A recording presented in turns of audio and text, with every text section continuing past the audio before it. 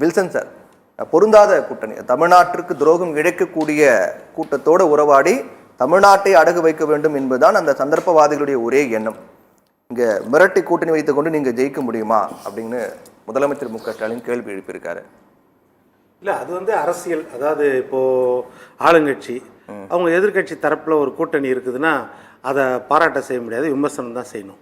இப்போது அதிமுக விமர்சனம் செய்கிறாரு, பிஜேபி விமர்சனம் செய்கிறாருல்ல. 2024 தேர்தலில் பிஜேபிக்கு எதிராக தான் இருந்தாங்க. அப்போது அதிமுக பிஜேபிக்கு எதிராக இருக்கிறார்கள், எனவே நான் பாராட்டுகிறேன்னு நான் சொன்னார். அவங்க பிஜேபி விமர்சனமே பண்ணல, மோடியை விமர்சனமே பண்ணல, அமித்ஷா விமர்சனமே பண்ணல அப்படின்னு தான் சொன்னார். அதனால் அது இயற்கை அவர் பேசுறது. அது அரசியல், அவர் அப்படி தான் பேசணும், இல்லைன்னு சொல்லலை. ஆனால் என்ன மிரட்டி கூட்டணி வச்சிருக்காங்க அப்படிங்கிற வார்த்தையை கோட் பண்ணியிருக்காரு.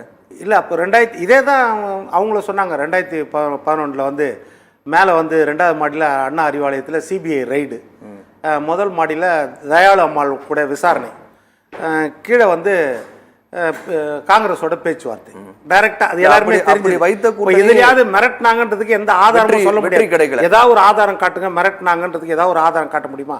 காட்ட முடியாது. அது எல்லாருக்கும் ஆதாரம் தெரியும். மேலேயே ரைடு நடந்து கீழே 60 சீட்டு கொடுப்பேன்னு சொல்லி கடைசியாக 63 கொடுத்து 63 நாயன்மார்கள் மாதிரி சீட்டு வாங்கிட்டு போயிட்டாங்க அப்படின்னு சொன்னது வெளிப்படையாக நம்மளுக்கு தெரியும் எப்படி மிரட்டி வாங்கினாங்கன்னு.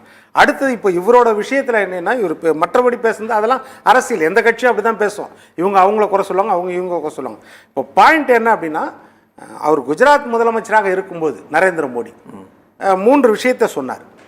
அதாவது மத்திய அரசாங்கத்துக்கிட்ட கையேந்தி நிற்கிறதுக்கு நாங்கள் என்ன பிச்சைக்காரங்களா? எப்போ குஜராத் முதலமைச்சராக. அடுத்த வார்த்தை, ஆளுநர்களை வைத்துக்கொண்டு தனி அரசாங்கம் நடத்துகிறார்கள் மத்திய அரசு. 3வது, எதிர்கட்சி ஆளும் மாநிலங்களுக்கு ஒன்றிய அரசு நிதி கொடுப்பதில் பாராபட்சம் காட்டுகிறது. இந்த 3 விஷயமும் அவர் முதலமைச்சராக இருக்கும்போது சொன்னார். இப்போ அப்படியே மாற்றிக்கினார். அதுதான் இப்போ குற்றச்சாட்டு. இப்போ அவர் முதலமைச்சராக இருக்கும்போது சொன்னது நியாயம், அப்படிதான் எல்லாருமே ஏற்றுக்கிறோம். இப்போ பிரகாஷும் அப்படி தான் ஏற்றுக்குவார். அவர் முதலமைச்சராக இருக்கும்போது சொன்னது நியாயம், ஆனால் இப்போ அப்படியே யூட்டர்ன் அடிச்சிட்டாரு அப்படின்னு. அப்போ அவர் முதலமைச்சராக இருக்கும்போது சொன்னது நியாயம்னா யாருக்கு எதிராக சொன்னார்? இந்தியாவை ஆண்டு கொண்டிருந்த திராவிட முன்னேற்ற கழகம், மன்மோகன் சிங்கின் காங்கிரஸ் அரசாங்கம் கூட்டணி ஆட்சியை பற்றி சொன்னார். இப்போ தெரியுதா? அப்போ அந்த கூட்டணி ஆட்சி, காங்கிரஸ் திமுக கூட்டணி ஆட்சி இருக்கும்போது ஆளுநர்களை வைத்து மிரட்டி இருக்கிறார்கள். அதே மாதிரி மாநிலங்களுக்கு நிதி ஒதுக்குவதில் பாராபட்சம் காட்டியிருக்கிறார்கள். பிச்சைக்காரர்களாக மாநில அரசாங்கத்தை வைத்திருக்கிறார்கள் கையேந்த. யாரு? மன்மோகன் சிங் தலைமையில் இருந்த டிஆர் பாலு, தயாநிதி மாறன் எல்லாம் அரசாங்கத்தில் இருந்தாங்களா, அந்த அரசாங்கம் சொல்றாரு அவர். அப்போ இதுல என்ன தெரியுதுன்னா, மத்தியில் எந்த அரசாங்கமா இருந்தாலும் அவர்கள் பாராபட்சம் காட்டதான் செய்கிறார்கள். நம்ம உரிமைக்காக போராடி மீட்டெடுக்க வேண்டிய கடமை மாநில அரசாங்கங்களுக்கு இருக்குது. இல்ல, அதோட வழி அவருக்கு புரிஞ்சிருக்கு. முதலமைச்சராக இருக்கும் போது மத்தியர் செய்யக்கூடிய அந்த நிகழ்வுகள் எல்லாமே ஒரு தெரிஞ்சிருக்கு. காங்கிரஸ் திமுக அரசு அப்படி தெரிஞ்சவரும் இப்ப பிரதமராக வந்த பிறகு அதே பண்றாரு. அதே தான் நான் சொல்றேன், அவர் அதை பண்றாரு. நீங்க இப்போ முதலமைச்சர் ஆனோடனே நீங்க என்ன பண்றீங்க?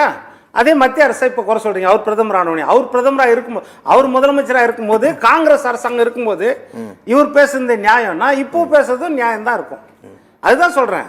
மாநில அரசாங்கங்களை பொறுத்த வரைக்கும், அது திமுக அதிமுக யார் ஆட்சியாக இருந்தாலும் சரி, மத்திய அரசாங்கத்தை பொறுத்த வரைக்கும் அவங்க தேசிய பார்வையில் சில விஷயங்கள் பண்ணும்போது மாநில அரசு அதை ஏற்றுக்கொள்ள முடியாது. இது எல்லா காலத்திலையும் எல்லா போராட்டங்களும் இருக்குது. அப்போ மாநில பட்டியலேருந்து பொதுப்பட்டியலில் கொண்டு போகும்போது, இது கட்சித்தேவையை கொடுக்கும்போது அப்பவும் எதிர்ப்பு தெரிவிச்சோன்னு தானே சொல்கிறாங்க. அப்போ காங்கிரஸ் அரசாங்கம் தானே இருந்துச்சு. அதனால் எல்லா கட்டத்திலையும் மத்திய அரசு உரிமைகளை பறிப்பதுல அவங்க தேசிய அளவில் யோசித்து சில மாநிலங்களுக்கு இந்த மாதிரி பாதிப்பை ஏற்படுத்துவார்கள். அந்த பாதிப்பு மாறுது. இப்போ இது ஒரு பக்கம். இன்னொரு பக்கம், இப்போது ஆளுநரை குறித்து உச்சநீதிமன்ற தீர்ப்பை நம்ம பேசுகிறோம். உச்சநீதிமன்றம் தமிழ்நாட்டை பொறுத்த வரைக்கும் இப்போ சமீப காலங்கள் பார்த்தீங்கன்னா 3 விஷயத்தில் தான் கொடுத்துருக்குறாங்க அந்த மாதிரி தீர்ப்பு. 142 பயன்படுத்தி செக்ஷன் எப்படின்னா, பேரறிவாளன் விஷயத்தில், அடுத்தது மற்ற 6 பேர், அதே ராஜீவ்காந்தி கொலை வழக்கில் நளினி, முருகன், அந்த அவர்களை விடுதலை செய்து, 3வது இந்த விஷயத்தில். மற்றபடி நிறைய விஷயத்தில் அவங்க கொடுத்துருக்குறாங்க. ஒரு நெடுஞ்சாலையில் 500 மீட்டருக்குள்ளே மது கடை இருக்கக்கூடாது அப்படின்றதும் அந்த 142 பயன்படுத்தி தான் கொடுத்தாங்க. இப்போ சமீபத்தில் ஒரு டைவர்ஸ் கேஸு கூட 142 பயன்படுத்தி தான் கொடுத்துறாங்க. 142 ஒரு ரேரஸ்ட், அதாவது அது சூப்பர் பவர். அரசியல் அதாவது சட்டத்திட்டங்களுக்கு அப்பாற்பட்ட ஒரு பவரை வந்து இதுக்கு சுப்ரீம் கோர்ட்டுக்கு கொடுத்துருக்காரு அரசியல் சாசனம். அவ்வளோதான். இப்போ நீங்கள் நம்ம கம்பேர் பண்ணி பார்த்தோன்னு வச்சுக்கோங்க, அதில் நிறைய விஷயங்கள் வந்து நம்ம பேச வேண்டியது இருக்கும். எப்படின்னா இப்போது நியமன பதவி தான் ஆளுநர் பதவி நம்ம சொல்கிறது, அதே நியமன பதவி தான் நீதிபதி பதவி. ரெண்டாவது, ஆளுநருக்கு மசோதாக்களை கொடுப்பதற்கு கால நிர்ணயம் கிடையாது. சரி, அரசியல் சாசனத்தில் 200 வந்து as soon as possible தான் போட்டுருக்கு. ஆமாம், அது கால நிர்ணயம்.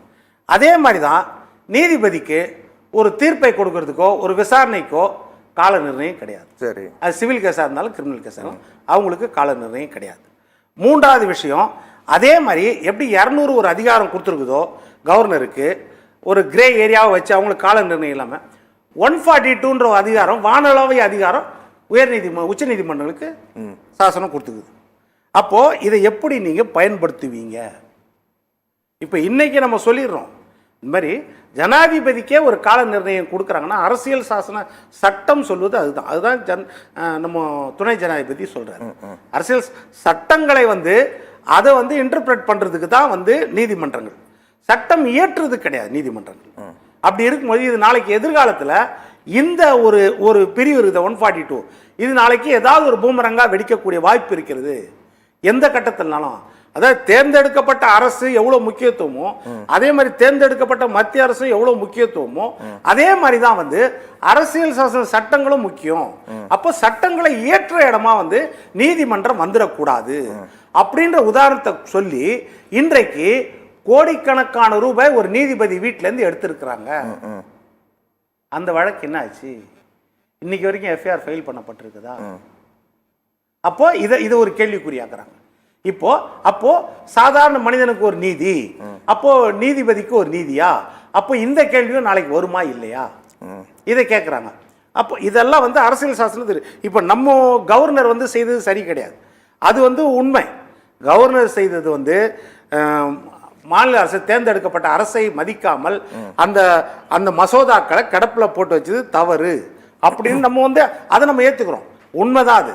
அந்த மசோதாக்கள் ஒன்று பதில் சொல்லணும், மாநில அரசு கிட்ட விளக்கம் கேட்கலாம், இல்லைன்னா பேச்சுவார்த்தை நடத்தலாம், இல்லைன்னா மாநில அரசு தேர்ந்தெடுக்கப்பட்ட மாநில அரசு கொடுத்துடலாம். சரி, அப்படி இல்லைன்னா சட்ட நிபுணர்கள் கூட இல்லைன்னா நீதிமன்றத்துக்கு அனுப்பி கூட ஆலோசனை கேட்கலாம். அந்த பவர் அவருக்கு இருக்குது. அப்படி இருக்கும்போது இதை அப்படியே விட்டது வந்து மிகப்பெரிய தவறு.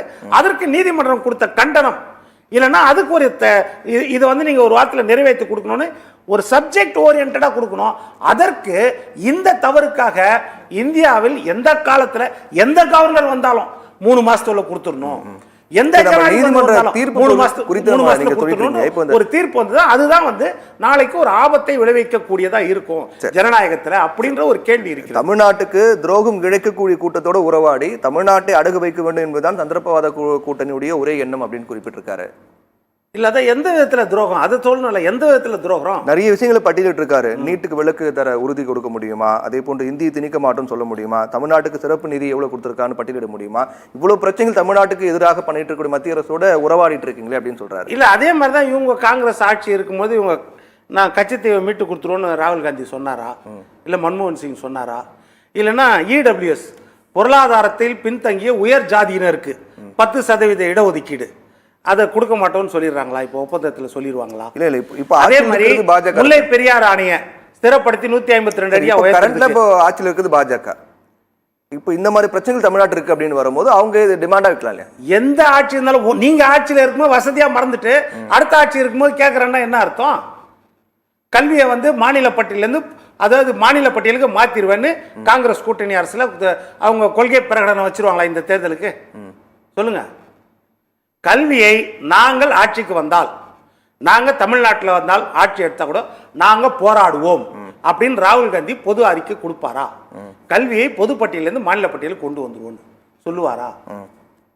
இந்த மாதிரி சில விஷயங்கள் எப்படின்னா நம்ம போராடித்தான் பெற வேண்டியது இருக்கும். இவங்க 2 பேரும் எதிராக தீர்மானம் கொண்டு வரும்போது அதிமுக ஆதரிச்சாங்க. டிலிமிட்டேஷன் அப்படின்னு வரும்போது ஜெயக்குமார் அவர்கள் கலந்துக்கிட்டாரு. விகிதாச்சாரம் கண்டிப்பா அதை பின்பற்றணும் அப்படின்னு சொன்னாரு. இது எல்லாமே மாநில அரசுக்கு எதிராக இருக்கு அப்படிங்கிறது அதிமுக உடன்படுறாங்கல்ல? மாநிலத்திற்கு எந்த காலத்துல எதிராக இருந்தது இதெல்லாம்? இப்ப நீங்க தொகுதி மறுவரையை சொல்றீங்க.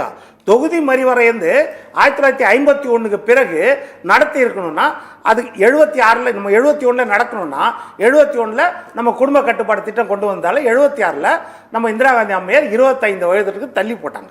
அவ்வளவுதான். அதாவது தள்ளி போட்டாங்க, அதை ரத்து பண்ணல, இல்லைன்னா சீஸ் பண்ணிக்கல, தள்ளி போட்டாங்க. அதற்கு பிறகு 2001ல வாஜ்பாய் அரசாங்கம், திமுக அரசாங்கம் கூட்டணியில் இருக்கிறாங்க. கரெக்டா? மைனாரிட்டி அரசாங்கத்தை பவர்ல இருக்கிறாங்க. 76ல இந்திரா காந்தி தள்ளி வைக்கும்போது யாரும் கேட்க முடியாது, அவங்க அப்சல்யூட் மெஜாரிட்டியோட இருக்கிறாங்க, யாரும் கேள்வி கேட்க முடியாது. எதிர்த்து போராடலாம், ஆர்ப்பாட்டம் பண்ணலாம், உண்ணாவிரதம் இருக்கலாம், மற்றபடி வேற எதுவும் செய்ய முடியாது அப்படின்றது. இன்னொன்று பொருத்தமான ஒரு விஷயம் இருந்துச்சு. அப்போ குடும்ப கட்டுப்பாடு திட்டத்தில் தென் மாநிலங்கள்லாம் அதை கரெக்டாக கடைபிடிச்சாங்க, ஆனால் வட மாநிலங்கள் கடைபிடிக்கல. அப்போ மக்கள் தொகை அடிப்படையில் நீங்கள் கொடுத்தீங்கன்னா தவறா போயிடும் அப்படின்றதுக்காக அவங்க 25 வருஷத்துக்கு தள்ளி வச்சாங்க. ஆனால் 2001ல் வாஜ்பாய் அரசாங்கம் இருக்கும்போது எதற்காக மறுபடியும் 25 ஆண்டுகள் தள்ளி வைக்கப்பட்டது? அப்போ திமுக கூட்டணியில் தான் இருந்தாங்க. ஒன்று, அந்த நேரத்தில் இந்த புரோரோட்டா அடிப்படையிலோ விகிதாச்சார ரெப்ரசன்டேஷன் அந்த கோரிக்கை தானே திமுக அரசு முன்வைக்கிறாங்க. எப்படி தள்ளி வைக்கணும் அப்படிங்கிற கோரிக்கை முன்வைக்கிறாங்க இல்லையா? இப்போ எப்போ முன்வைச்சாங்க? வாஜ்பாய் கிட்டயா? இப்போ வாஜ்பாய் கிட்ட ஏன் முன்வைக்கல? வாஜ்பாய் கிட்ட ஏன் முன்வைக்கல? இப்ப நீங்க தள்ளி வைக்கிறது இல்ல சார். இப்ப தள்ளி வச்சா என்ன ஆகும்? பிரவீன் தப்பிச்சிருவாரு. பிரவீனோட பையன் 25 வருஷம் கழிச்சு போராடணுமா? வில்சன் பையன் போராடணுமா? ஏன் அந்த போராட்டம்? எப்போ பார்த்தாலும் நம்ம விலக்கு தள்ளி வைக்கிறது. இப்படி தள்ளி வச்சு கலைஞர் வார்த்தைகள் சொல்லணும்னா சுற்றி நெருப்பு எறியும் போது நடுவில் இருக்கிற கற்பூரம் எவ்வளவு நாள் பத்தி கொள்ளாம இருக்கும்? அப்ப அதுக்கு ஒரு தீர்வு என்ன கொடுக்கணும்? நீங்க விகிதாச்சார அடிப்படையில எம்பி ரெப்ரசன்டேஷன் மாநிலத்திலிருந்து போகுது, அது பாதிக்கப்படக்கூடாது. மக்கள் தொகை அடிப்படையிலோ எந்த அடிப்படையிலோ எந்த மாற்றம் செய்தாலும் இப்ப 7.18% தமிழ்நாட்டு எம்பிக்கள் 543 எம்பிக்கள்ல இருக்கிறாங்க. 39 எம்பிக்கள். நீங்க அதை 1000 ஆக்குங்க, 2000 ஆக்குங்க, 3000 ஆக்குங்க, அதற்கேற்ற விகிதத்துல தமிழ்நாட்டின் ரெப்ரசன்டேஷன் இருக்கணும் அப்படின்றத நம்ம கொள்கை. ஆனால் இதை நிறைவேற்றக்கூடிய இடத்துல வந்து கடந்த காலத்துல திமுக இருந்துச்சுல, அதை செய்யல அப்படின்றதுதான். இப்ப கேட்கறது நியாயம் தான், உண்மைதான். ஆனா இன்னும் அது வரல. திமுக கேட்கறதும் உண்மை, அதை வந்து அதிமுக ஆதரிக்கிறது நியாயம் தான், உரிமையை கேட்கறது. ஆனா அப்ப நிறைவேற்றக்கூடிய இடத்துல இருக்கும்போது நிறைவேற்றாம விட்டுட்டோமே அப்படின்றத கேள்வி. பிரகாஷ் சார், அதாவது வில்சன் பேசும்போது போற போக்குல ஒன்னு அடிச்சாரு. கவர்னர் வந்து 3 மாசத்துக்குள்ள சட்டத்தை வந்து நிறைவேற்றணும்ன்றது ஜனநாயக விரோதம்னு பதிவு பண்ணாரு. ஜனநாயக விரோதம் சொல்லவே எடுத்து பாருங்க. நீங்களா உங்க இஷ்டத்துக்கு சொல்றது சொல்லி இப்ப எடுத்து பாருங்க. எடுத்து பாருங்க, நீங்களே பாருங்க. அந்த தீர்ப்பு வந்து ஜனநாயகத்துக்கு எதிரானது அப்படின்றத விரோதம்ன்றது கூட இருக்கலாம். எதிரானது சொல்றதுக்கும் சட்டத்தை பாஸ் பண்ணாம இருந்தா கவர்னர் வந்து சட்டத்தை மீறாரு அப்படின்றது வந்து தமிழ்நாடுல அந்த காலத்துல இருந்து சென்னாரெட்டி ஜெயலலிதாவை பாருங்க, கவர்னருக்கும் முதலமைச்சருக்கும் இருந்த கேளுங்க. கவர்னர் வந்து இன்னைக்கு RN ரவி செஞ்சிருக்கிறது முழுக்க ஜனநாயக விரோதம். முழுக்க இவங்க ADMK பீரியட்ல ஜெயலலிதா பேர்ல அமைய இருந்த ஒரு பல்கலைக்கழகத்தோட பேரை கூட RN ரவி வந்து அத கிடப்புல போறாரு. அது எப்படி ஜனநாயக தீர்ப்பு கொடுக்கிறது? ஜனநாயக விரோதம். நீ செக்ஷன் சொல்லுங்க சார், செக்ஷன் சொல்லுங்க, அந்த செக்ஷனை படிங்க. செக்ஷன் சொல்லுங்க. நான் செக்ஷன்லாம் படிச்சிட்டு வரல சார். எல்லாரும் சொல்லிக்கலாம். செக்ஷன்லாம் படிச்சிட்டுலாம் வரணும்னு தேவையில்லை இல்ல சார்ங்க. நீங்க ஜனநாயக விரோதம் எப்படி சொல்லுவீங்க? ஒரு தீர்ப்பு எப்படி சொல்லுவீங்க? ஏங்க கான்ஸ்டிடியூஷன் பெஞ்ச் சார், எனக்கு வந்து நான் ஆட்சியில இருக்கும்போது சுர்ஜித் சிங் பர்னாலா வேணும். ஆட்டுக்கு தாடி நாட்டுக்கு கவர்னர் தேவையில்லை. ஆனா நான் ஆட்சி அதிகாரத்தில் இருக்கும்போது எனக்கு தேவையான கவர்னர் மட்டும் கொடுத்துருங்க. இதுதான் ஜனநாயகம்.